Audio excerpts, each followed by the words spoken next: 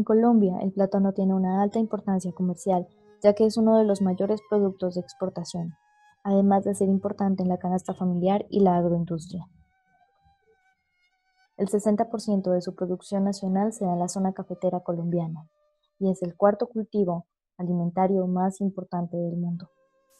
Sin embargo, es muy susceptible a enfermedades debido a su baja diversidad genética. Las más comunes están asociadas con insectos plaga, hongos, bacterias, virus y nemátodos.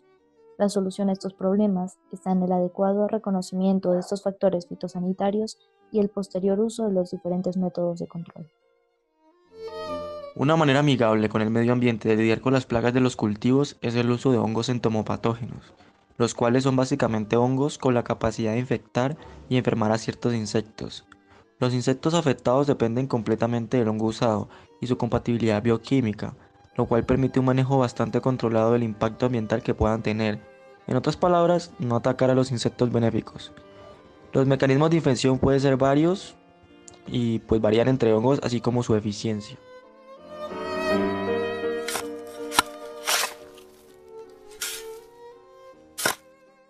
La revisión de literatura tiene dos fases, una generalista antes de ir a campo y una más específica, que se realiza basada en lo observado en el sitio.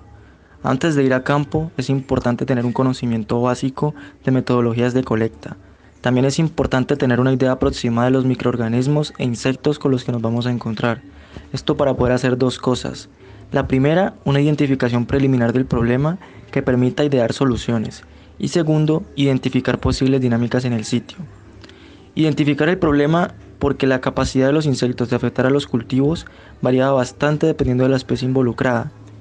Y de las dinámicas porque pueden ocurrir desbalances de los sistemas cercanos que lleven a la aparición de insectos oportunistas, que usualmente no afectarían al cultivo, pero las condiciones del entorno los han llevado a eso. Desde el campo hasta el laboratorio. Existen múltiples estrategias para aislar hongos con potencial biocontrolador de insectos en el laboratorio.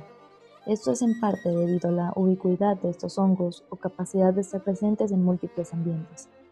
Podemos aislarlos del suelo, donde desempeñan tareas variadas sin necesariamente afectar insectos.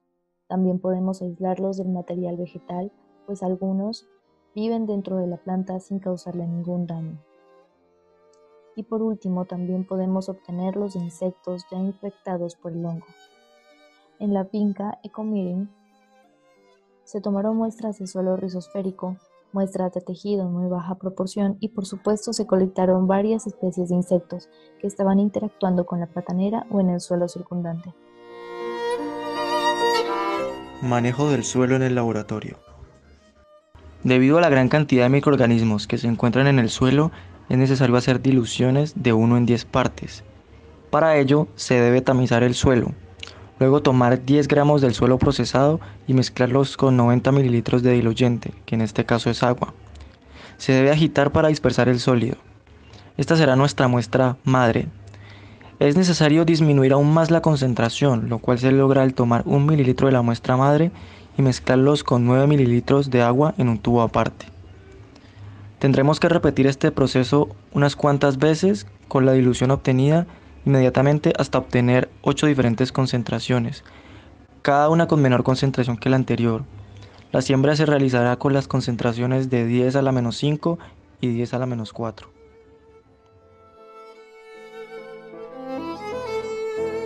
Manejo de los insectos en laboratorio.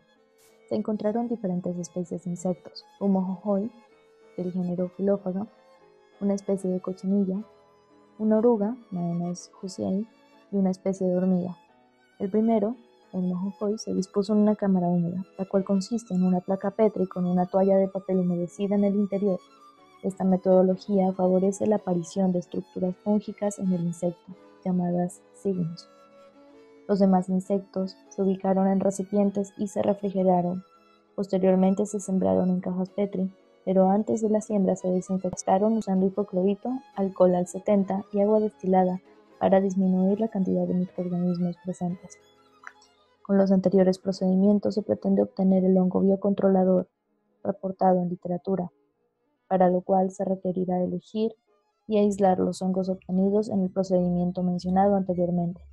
haciendo un corte en el micelio y transfiriendo a otra caja Petri con nutrientes suficientes. Principales hongos entomopatógenos reportados por la literatura. Beauveria bassiana. Este hongo ha sido aislado de más de 200 especies de insectos de diferentes órdenes, incluyendo plagas de cultivos de importancia económica. Sus colonias poseen tonalidades que varían del amarillo al blanco. Pueden ser blancas que se vuelven crema, amarillo pálido. Al reverso pueden ser incoloras, amarillas o rojizas. Crecen en medio de Papadextrosa agar, también conocido como PDA. Su aspecto es algodonoso o polvoso. Está asociado a plagas que afectan la parte aérea de las plantas. Los insectos afectados por este hongo presentan una capa blanca algodonosa sobre el cuerpo que se aprecia en la imagen.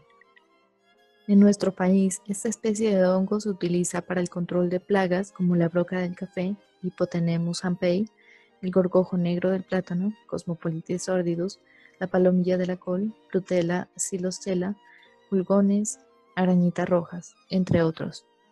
Por otro lado, tenemos a Metarrhizium anisople.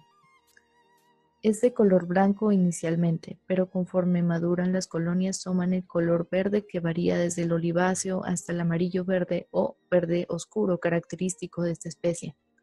Se desarrollan bien a 26 grados centígrados en Papadextrosa agar, PDA.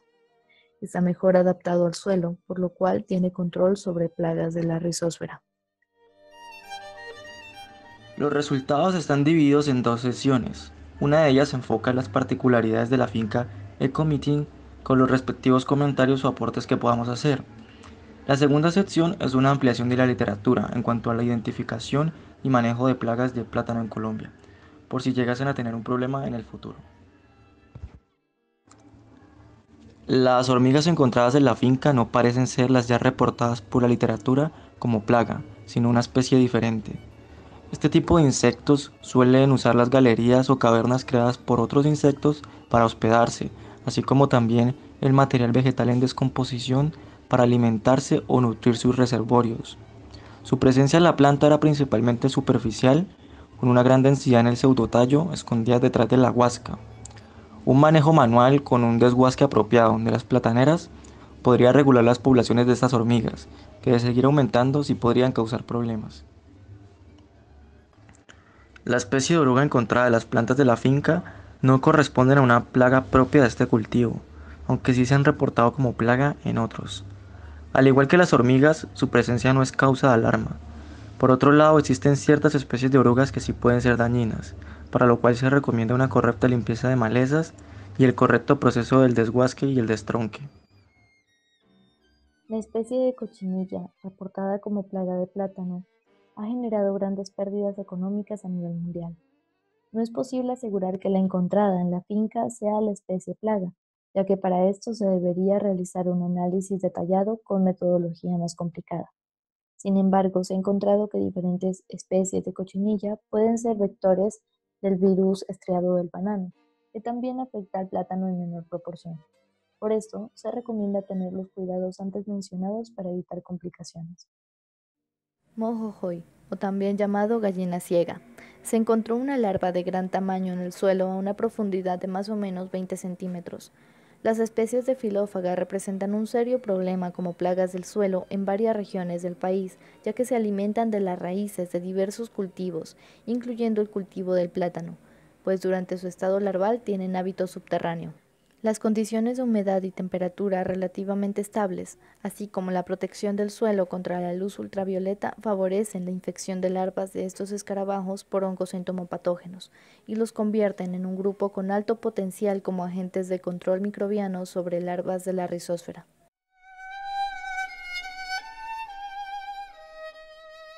Se le denomina picudo a múltiples especies de insectos, debido a que estos comparten una característica morfológica muy especial, un rostro muy alargado con forma de pico. Dentro de esos llamados picudos existen 6 reconocidos como plagas del plátano. El famoso picudo negro es la plaga asociada al cultivo de plátano más problemática a nivel mundial. Ya está reportada en el Valle del Cauca y es conocida por ser devastadora y generar pérdidas muy altas, ya que sus efectos van desde una disminución de hasta el 60% del peso de los racimos hasta el volcamiento y muerte de las plantas.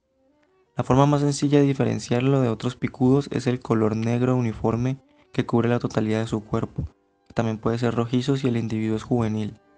Los adultos alcanzan entre 1.5 y 2 centímetros de longitud.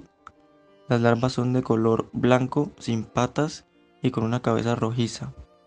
Se alimentan del cormo, creando galerías o túneles en el mismo, que debilitan la planta. Este es el estado que causa daño a la planta. Los hongos Beauveria bassiana y Metarrhizium anisoplia son los que mayor eficiencia muestran en el tratamiento de esta plaga y de la mayoría de los picudos. Los adultos ponen el 85% de sus huevos en sincronía con el aparecimiento de la bellota, por lo cual se recomienda inocular estos hongos mucho antes de eso. El picudo amarillo Metamacius sebatatus y el picudo rayado Metamacius hemipterus suelen ser considerados como plagas secundarias, producto de un cultivo de mal estado, con deficiencias nutricionales, especialmente en potasio y boro. Son similares al picudo negro en morfología general y tamaño, a excepción de los patrones que se observan en pantalla. Las larvas miden entre 1.5 a 2 centímetros y al alcanzar el estado de pupa, acostumbran a encerrarse en capullos hechos de huasca y fibras del pseudotallo. Al no ser particularmente agresivos con el cultivo, se recomienda el uso de prácticas diferentes o en combinación con el control biológico, tales como el destronque inmediato y el picado del material vegetal sobrante, esto con el fin de aumentar la tasa de degradación y no permitir que una descomposición paulatina atraiga a estos insectos y a muchos otros. Hormiga ámaga, Acropiga sp. La hormiga amaga es conocida por refugiarse en las raíces de la platanera.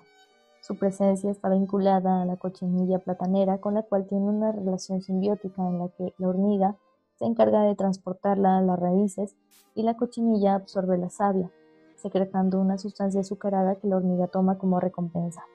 También acostumbran a poner sus huevos en las raíces. Como consecuencia de estas dinámicas, las raíces pierden capacidad de absorción de nutrientes, el crecimiento se pasma y la productividad disminuye. La hormiga es usualmente de un color caramelo, con un tamaño de aproximadamente 2 milímetros. No es raro verlas transportando un globo blanco que no es más que la cochinilla.